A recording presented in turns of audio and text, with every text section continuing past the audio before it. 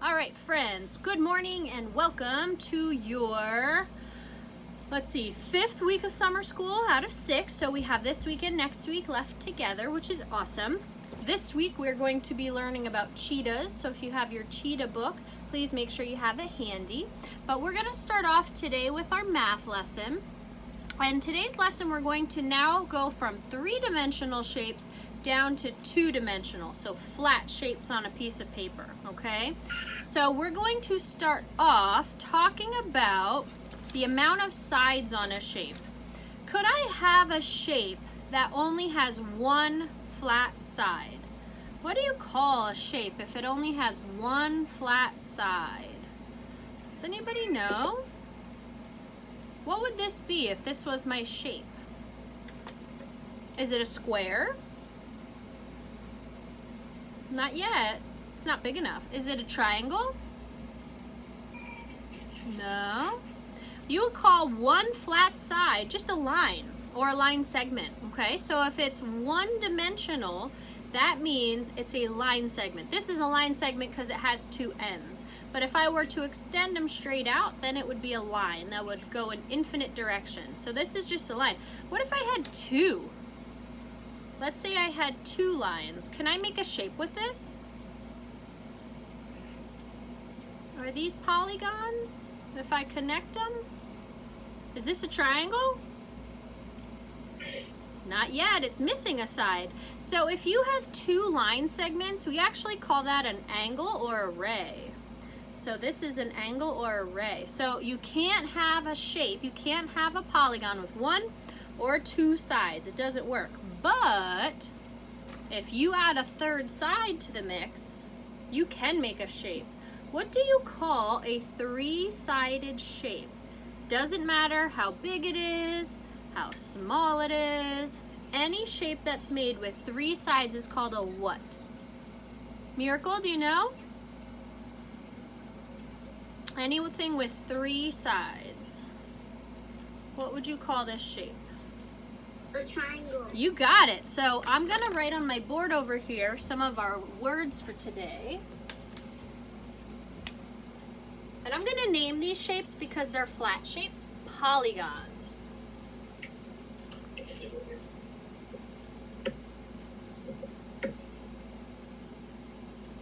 A polygon means it's a shape that's all closed in and all the sides are flat. There's no gaps in the sides, there's no circle lines, no oval lines.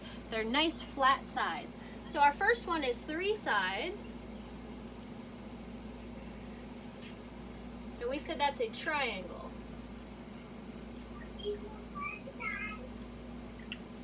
Okay.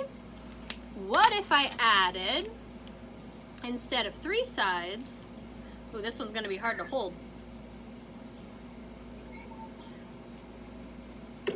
What if I added a 4th side? What would you call any shape with 4 sides to it? Any shape. This is a square, but what if I go like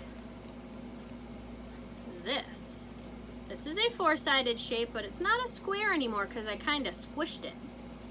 Diamond. It is a diamond, you're right.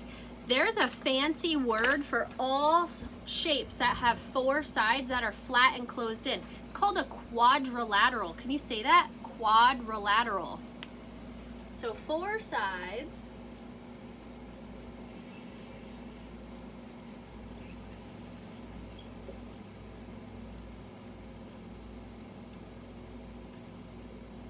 Four sides is a quadrilateral, and you can have all sorts of different quadrilaterals. You could have a rectangle, you could have a square, rectangle, you could have a rhombus, you could have a diamond. There's all sorts, so you're going to learn lots of different types of quadrilaterals later, but quad means 4. So if ever you are riding a bicycle, bicycle means 2 wheels.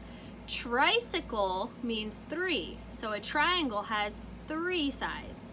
If you're on a quad, like on a 4-wheeler, that's what they call that, a quad. So that means it has 4 wheels on it, okay? And then we're gonna go up to 2 more shapes. So I can't hold up 5 at the same time, but a 5-sided shape is called a pentagon. Pentagon, you might have heard that. Very famous building in Washington, D.C. is called the Pentagon because it has 5 sides. Here.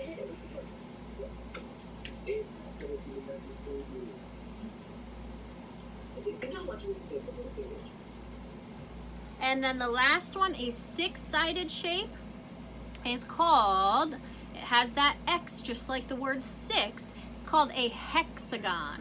So we're going to add hexagon to our list as well.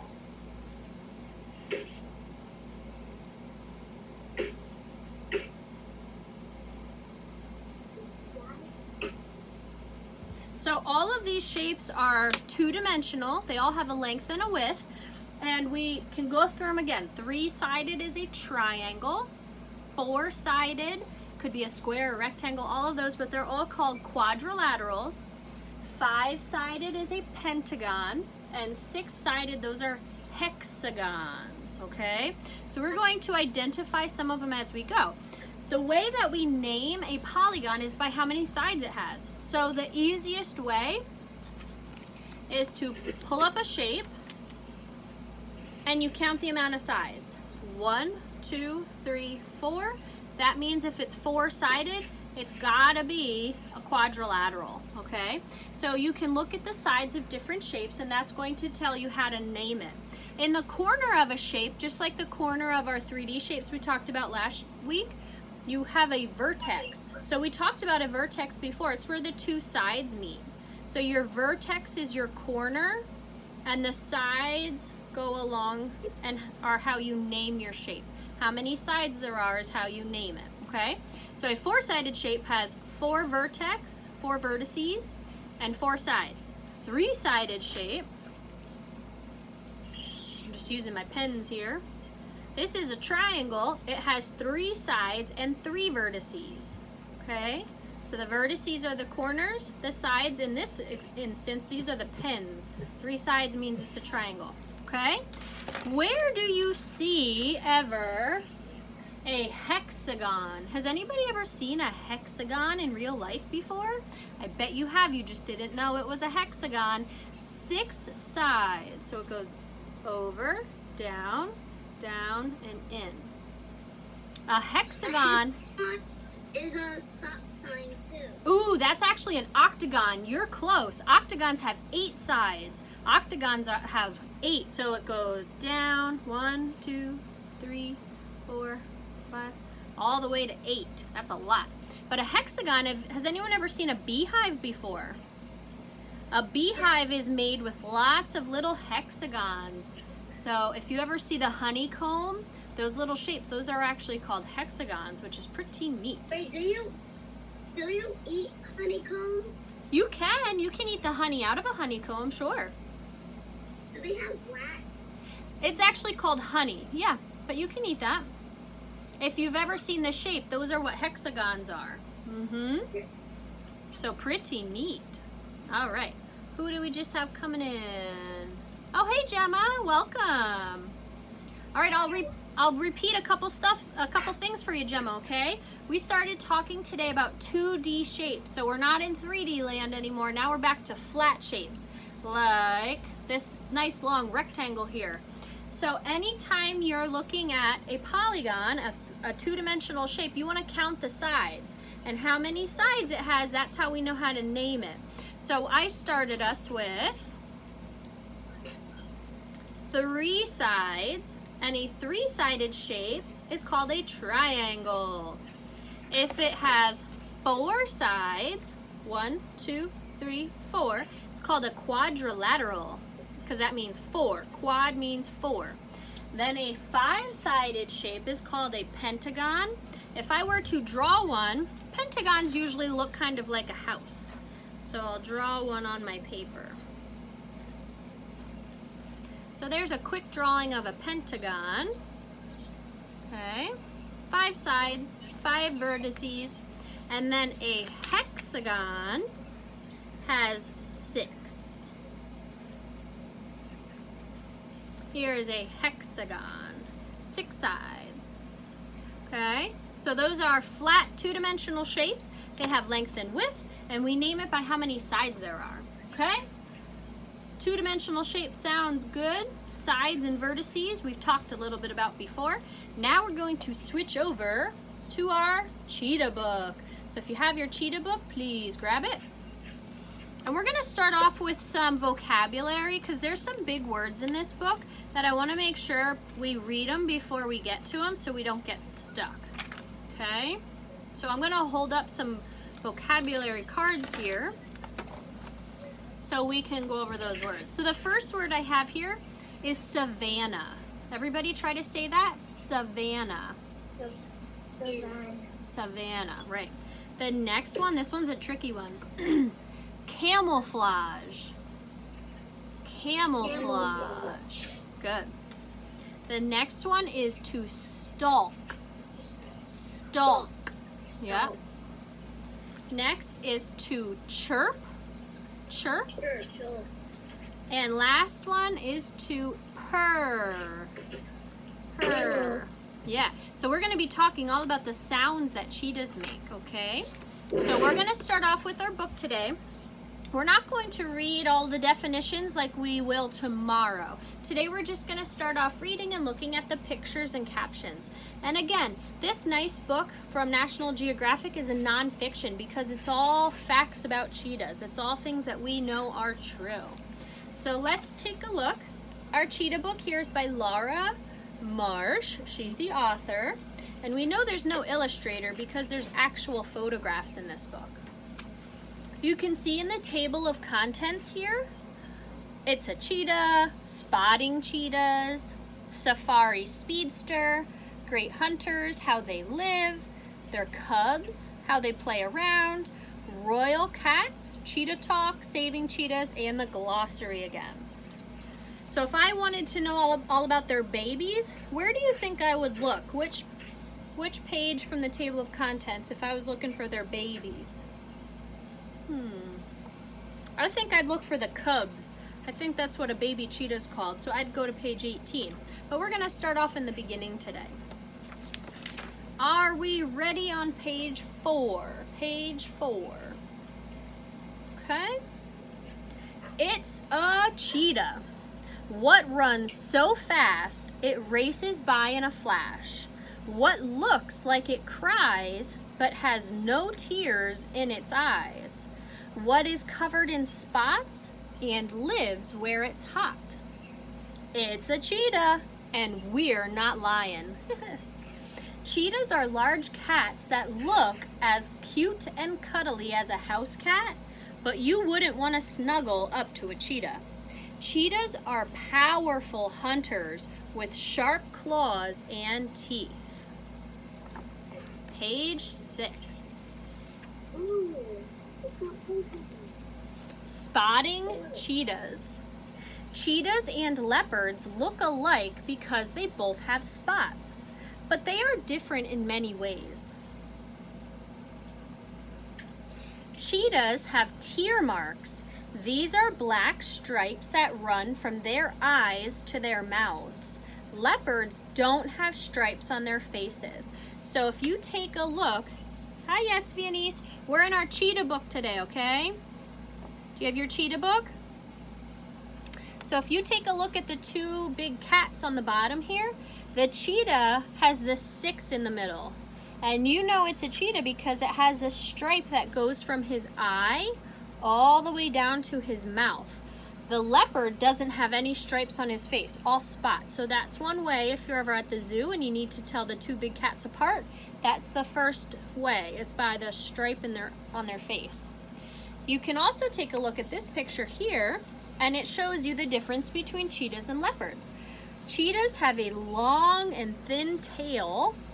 Leopards have a thick and short tail. Cheetahs have a narrow body. Narrow means that they have a skinny body. And leopards have a wide, more muscular body. Cheetahs have a smaller head, and leopards have a large head. So if you ever go to the zoo and you're not sure and there's not a sign right next to the exhibit, those are 4 different ways you can identify differences between cheetahs and leopards. the stripe from their eye to their mouth. Cheetahs have a long, skinny tail. They have a skinny body and a small head, okay? Next, we'll turn to page 8. Page 8. Safari Speedster. In a race between a lion, a greyhound dog, and a cheetah, which animal would win? What do you think? A lion, a greyhound, and a cheetah. Who would probably win that? Gemma? The cheetah. Let's see. The cheetah, hands down. The cheetah's the fastest land animal on Earth. It can reach a running speed of 60 miles an hour in just 3 seconds. That's as fast as a sports car. So when you hear that sports cars can go 0 to 60 in 3 seconds, that's as fast as a cheetah. Very, very fast. No other animals can beat them. No other land animals. Page 10. What makes a cheetah so fast? Its body is built for speed. And this is the same as when we learned about the turtle. This tells us all about the cheetah's parts, which we'll identify here tomorrow as well. A long tail balances the cheetah when it makes sudden, sharp turns. Long legs help it to run fast. A thin, lean body helps it move quickly. Its claws don't completely pull back into its paws like other cats. The claws grip the ground when running. It's like cleats on a shoe. So if you ever play soccer and you have to wear cleats, that's kind of like a cheetah. Its deep chest makes breathing easier when running. A small head makes the cheetah lighter. Large nostrils let it breathe easily after running. Excellent eyesight makes spotting prey quick and easy. And a flexible spine helps it change direction quickly. So those are all of our parts of the cheetah. We're going to talk about our vocabulary words a little bit later, so we're going to hold on to our word bites for today. I'm just going to let my puppy out real quick because he's scratching at the door. Here, puppy.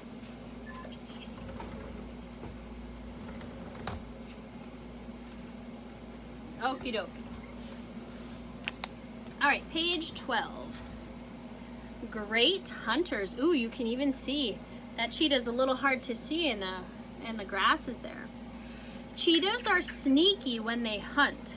Their spotted coats act as camouflage in tall grass. They stalk their prey slowly and quietly. When they get close, cheetahs chase their prey. But cheetahs get tired quickly. Woo! They need a rest too. That's why it's good they're so fast, so they can catch any other animals. Page 14. How cheetahs live. Most cheetahs live in Africa. A very small number may still live in Iran, a country in Asia. Like people, cheetahs can live in different habitats. Cheetahs live on the savanna and in areas with lots of plants. They also live on grasslands and in the mountains. But cheetahs can't live near crowded buildings. They need open space. So you will not see cheetahs near big cities. They like to run a lot, so they're out in the open. But they can live in lots of places. Savanna, grassland, and mountain, which is very different than a lot of animals. Page 16. No matter where they live, male cheetahs stick together. Brothers live in a group called a coalition. Female cheetahs live alone, except when caring for their cubs. Male and female cheetahs come together to have cubs. Then they live apart again. That's a little different than our turtles.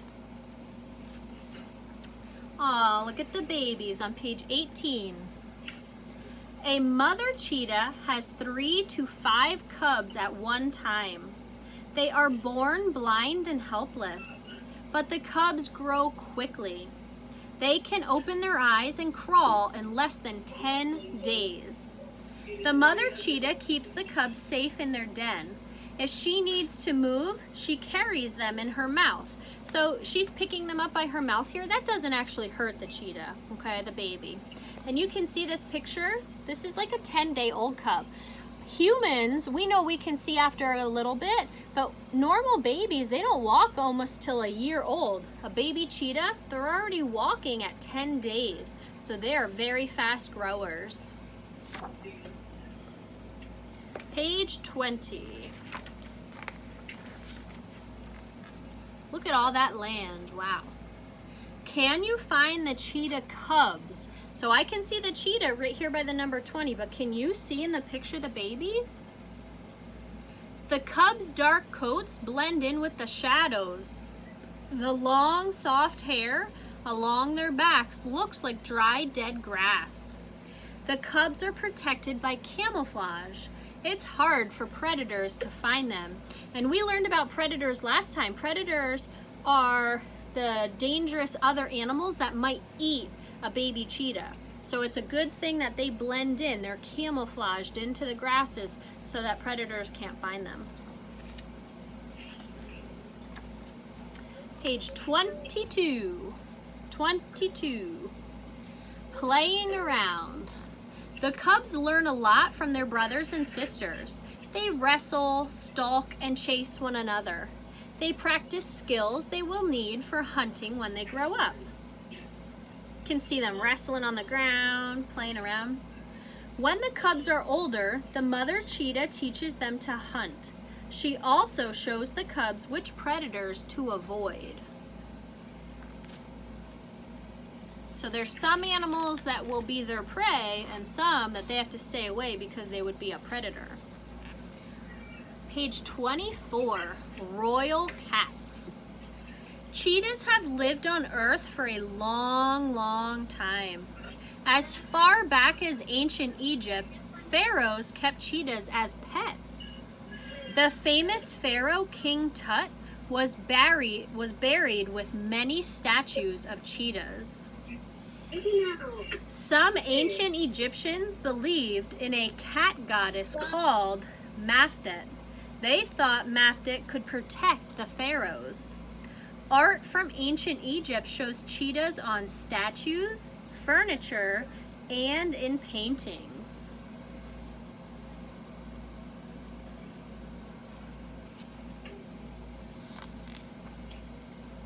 Okay. Hey Joyce, we're in our cheetah book today, and we're on page 26, okay? Cheetah talk. Cheetahs make sounds that tell how they're feeling. Cheetahs can't roar like other big cats, but they can purr like a house cat. Here's a dictionary for understanding cheetah talk. Purring. This is a low motor-like sound made when a cheetah is happy or content. Bleating. The cheetah bleats when it's upset. It sounds like a cat's meow. Hissing. When a cheetah feels angry or threatened, it may let out a sharp sound. So I know sometimes if my cat gets mad, they hiss a little bit. Same thing. Chirping. Cheetahs chirp when they look for each other. The call sounds like a chirping bird, so that's how they communicate to each other to find each other. Churring or stuttering. During social meetings, cheetahs growl with a high pitch that stops and starts. And growling. A cheetah growls when it feels angry or threatened. So all of these different sounds they make have to do with how they're feeling at that time. So it's pretty interesting to know that the different sounds go based off of their feelings. So you would have to know, if you hear a certain sound, you might know how that cheetah's feeling. Are they feeling threatened? Are they feeling scared? Are they angry? Or are they just happy and maybe looking for their friends? Page 28. Saving cheetahs. You need space to run, to jump, and to play. and so do cheetahs. More people and more buildings push cheetahs onto smaller pieces of land. Cheetahs need lots of open space to live, to hunt, and to have babies. So near the savannas, the more towns that pop up and more villages and more buildings, that means we're taking away their habitats, which is not good. Page 30. Less open space means cheetahs are disappearing. Today, fewer than 12,000 cheetahs live in the wild.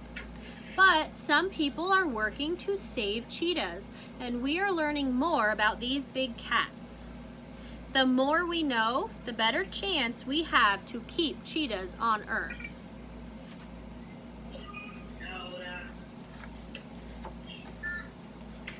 All right, and then page 32 is our glossary. We're going to talk a lot about our definitions tomorrow in our glossary, okay? So as we read and reread our book about cheetahs, remember we want to learn how we can keep them safe, all about the different parts of a cheetah, maybe what makes a cheetah special than other big cats, and some of our vocabulary words will help us as well. So we're going to keep looking at this book all week long. So next we're going to talk about our journal for today. So last week we went to the ocean, we went on a cruise, and we talked all about what we were going to pack to go on our cruise. Now I want you to think we're going to Africa on a safari. So when we think about the cool animals we're going to see, a safari is going to be hot. And we need to think about that with the items we're going to pack in our suitcase this week. So in Africa, we're going to explore places with lots of tall grasses. They don't have a lot of trees that we get shade. So today at field hockey, we put our bags in the shade so our water bottles wouldn't get hot, but there's not as many big trees in Africa. Do you know that this place that we're going is going to be called a grassland, okay? So we might see a gazelle, we could see lions, we could see maybe tigers, we could see elephants and giraffes, and for sure we want to see cheetahs. So we're gonna have to probably not go on a cruise ship this time. We would want to take an airplane to the grasslands of Africa, but we need to think about what we're going to pack. So if we're going to be going on a plane to the grasslands where it's so hot, what types of things would you want to pack in your suitcase? Lots of water. Ooh, for sure, because we're going to be so hot. Gemma, what were you going to say? You would take like a phone for tracking. Yeah, you could do that, sure, because if you're out on a safari, you want people to know where you are just in case you get lost or something like that. All right. Anybody else? What do you think we're gonna have? What should we take? I would probably take a hat and sunglasses so that, you know, I don't get super sunburned, maybe sunblock. You think we need a winter jacket if we're going to the grasslands? No, probably not. You'd want to have like maybe sleeveless shirts because it's going to be very hot. Lots and lots of water. What would you want on your feet if there's grasslands? You want snow boots? Sneakers? Maybe sneakers and flip-flops so it's comfortable if you're walking a lot. Okay. So for today's journal in the Google Classroom, I want you to think about what you want to bring. Maybe because it's a long flight on an airplane, you want to bring headphones so you can listen to music, maybe. Maybe you want to bring a tent if you want to sleep outside. Although if there's cheetahs and lions around, I don't know that I want to sleep in a tent outside. That might make me a little scared. So those are all the cool different things you can write about in your journal today. Alrighty, so we had some friends come in a little later. I just want to go over our vocabulary from math one more time before we finish. So we talked about 2D shapes. You count the sides of a 2D shape. So first off, we had a triangle. A triangle has 1, 2, 3 sides. Triangles have 3 sides. Next, we have a quadrilateral. Quadrilaterals have 1, 2, 3, 4 sides. Quadrilateral. Next, after that, we had a pentagon. A pentagon has 5 sides. 1, 2, 3, 4, 5 sides. And lastly, a hexagon. 1, 2, 3, 4, 5, 6 sides. Now a hexagon is not the biggest one. Miracle already told us about an octagon, which is the same as a stop sign with 8 sides. So there are bigger polygons, but we're gonna stop at 6 for today, so we have a good idea. All right, does anybody have questions, friends? Nope. Okay, so tomorrow we're gonna reread our book and talk about our vocabulary. Then we're gonna keep talking about our polygons. We're gonna think about the parts of our cheetah and see if we can identify that.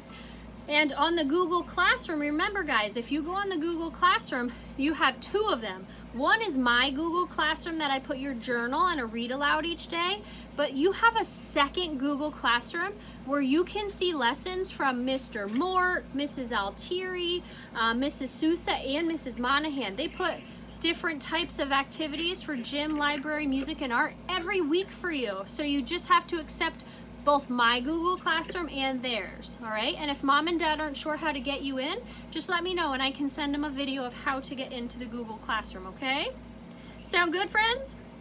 And remember, we're gonna paint a rock on Thursday, hopefully to look like a cheetah, okay? So make sure you save a rock for Thursday. Do you have a question, bud? Last time there was like books we had to read, but I couldn't find those books. Did you get the red bag delivery? No. Those the reading and now things like kind for presidents and the other one. Oh, those were from Mrs. Cole. I know what you're talking about. Those aren't things that you mandatory have to do. Those are just extra things, okay? So on my Google Classroom page, I'll put up a journal about our book that we're reading together, but then I put a book that I read aloud to you about Diggery-Doo. Okay, so you can see that one as well. That one's about my dragon friend. Alrighty? All right, let me write. I totally forgot to take attendance. Holy moly, what was I thinking? We have Miracle. We have Keandra. Yes, Viennese. Joyce, Kaden, and Gemma. All right, awesome friends. I'm so glad you came out today. Tomorrow we'll be on at noon again. More about cheetahs, more about math shapes. Sound good? Cool. See you guys tomorrow.